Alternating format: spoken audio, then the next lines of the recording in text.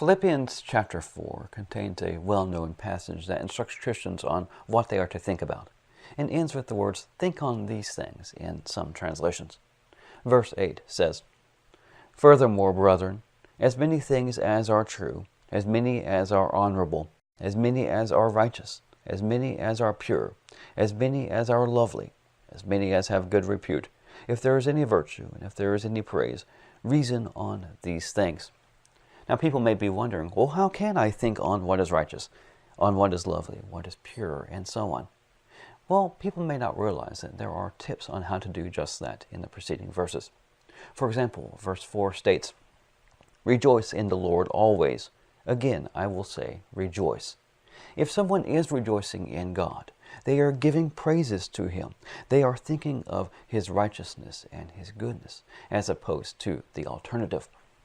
In verse 5, it states, "Let your gentleness be known to all men. The Lord is near." People may wonder, well, how could gentleness have anything to do with what we think about in verse 8? Well, what about the alternative? What if someone is angry or haughty? Don't they dwell on what people have done against them, what people have done to wrong them, and they want to try and correct those injustices, do they not? But if someone is gentle, then they may be humble. They may be one who is meek, and they would be able to speak with others and discuss things concerning how God is righteous, how God is pure, how God is honorable, and how He can correct any situations that may be negative in their lives. But the other thing too is if someone is gentle, if they're humble, then they can speak to another person about the righteousness of God and recognize that God is one who is showing them mercy and allowing them to live, allowing them to have family, and allowing them to have work and food and shelter and clothing and so on and so forth. In verse 6 it says, "Be anxious in nothing, but in everything let your request be made known to God by prayer and supplication with thanksgiving." Now, if someone is anxious, well, they're focused on the physical things. They're focused on the fact that they need to have clothing, food, shelter, and so on. Do they not? Well, they do. But if someone is anxious and then they go to God in prayer, in supplication, they have made their request known to God. And they should have an attitude of gratefulness, an attitude of thankfulness.